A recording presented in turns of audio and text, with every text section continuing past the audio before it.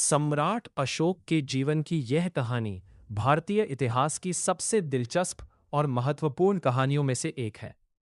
कैसे एक क्रूर और महत्वाकांक्षी राजकुमार चंडाशोक क्रूर अशोक से धर्म अशोक धार्मिक अशोक बन गया।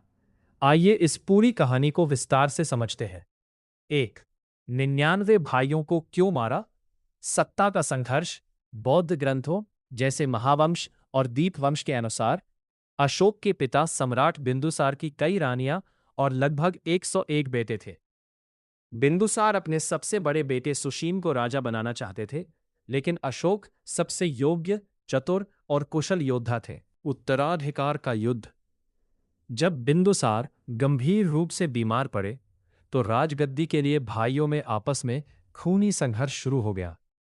अशोक को उस समय के प्रधानमंत्री राधागुप्त और मंत्रिपरिषद का गुप्त समर्थन प्राप्त था।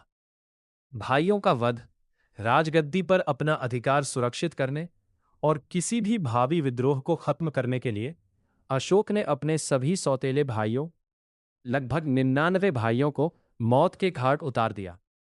उन्होंने केवल अपने एक सगे छोटे भाई विताशोक या तिस्सा को जीवित छोड़ा, जो उनके प्रति वफादार था।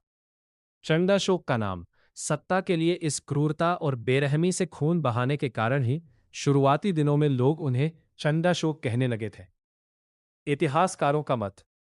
आधुनिक इतिहासकार मानते हैं कि 99 भाइयों की संख्या बौद्ध ग्रंथों में थोड़ी बढ़ा चढ़ाकर लिखी गई होगी, ताकि बाद में उनके बौद्ध धर्म अपनाने और हृदय परिवर्तन की घटना को और अधिक महान व चमत्कारी दिखाया जा सके।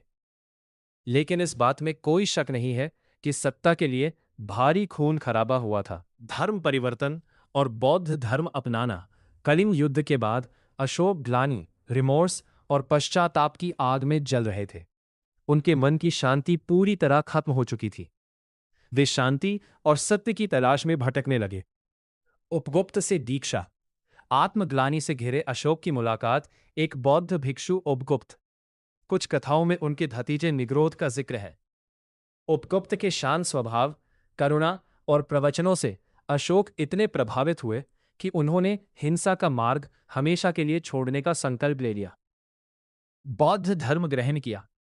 इसके बाद सम्राट अशोक ने औपचारिक रूप से बौद्ध धर्म अपना लिया और युद्ध नीति को सदा के लिए त्याग दिया। बदलाव के बाद अशोक के महान कार्य। बौद्ध धर्म अपनाने के बाद चंडाशोक पूरी तरह से धर्माशोक बन गए। उन्होंने ढेरी घोष, युद्ध की घोषणा को त्याग कर धम्म घोष, धर्म और शांति की घोषणा को अपनाया। उन्होंने पूरे राज्य में शिकार करने और पशु बलि पर पूरी तरह रोक लगा दी। अपने बेटे महेंद्र और बेटी संघमित्रा को बौद्ध धर्म और शांति के संदेश के प्रचार के लिए श्रीलंका और अन्य देशों में भेजा। जनता की भलाई के लिए अस्पताल, कुएं, सड़कें और विश्राम गृह बनवाए। मनुष्यों के साथ साथ पशुओं के इलाज के लिए भी चिकित्सालय खुलवाए। चट्टानों और स्तंभों पर अशोक के शिलालेख, ईडिक्स खुदवाए, ताकि आने वाली पीढ़ियां प्रेम, अहिंसा और माता पिता व गुरुओं के आदर का पाठ सीख सकें। इस प्रकार जो राजा कभी अपनी क्रूरता और तलवार के बल पर दुनिया को जीतना चाहता था, वह अंततः प्रेम, करुणा और अहिंसा का सबसे बड़ा संदेशवाहक बन गया। वैश्विक इभाव और अशोक के प्रतीक। अशोक का धर्म परिवर्तन केवल भारत तक सीमित नहीं रहा। उनके इस कदम ने पूरी दुनिया के इतिहास को बदल दिया। वैश्विक बौद्ध धर्म। यदि अशोक ने बौद्ध धर्म ना अपनाया होता, तो शायद यह धर्म भारत के एक छोटे से हिस्से में ही सिमट कर रह जाता। अशोक के प्रयासों के कारण ही बौद्ध धर्म चीन, जापान, कोरिया, वियतनाम, श्रीलंका और म्यांमार जैसे देशों में फैला और एक वैश्विक धर्म बना। भारत का गौरव। आज आधुनिक भारत के दो सबसे बड़े राष्ट्रीय प्रतीक राजकुमार से सम्राट अशोक से जुड़े हैं। राष्ट्रीय ध्वज का चक्र। हमारे तिरंगे के बीच में दिखने वाला 24 तीलियों वाला चक्र अशोक चक्र है, जो सारनाथ के अशोक स्तंभ से लिया गया है। ये गतिशीलता और न्याय का प्रतीक है। राष्ट्रीय चिन्ह, स्टेट एम्ब्लम, 4 शेरों वाली मूर्ति अशोका लायन कैपिटल भी सारनाथ के अशोक स्तंभ से ली गई है, जो आज भारत सरकार का आधिकारिक प्रतीक है। एक ऐसा राजा जिसने अपनी तलवार की ताकत पर दुनिया को घुटनों पर ला दिया था, उसने अपनी मर्जी से जीत के चरम पर पहुंचकर तलवार का त्याग कर दिया।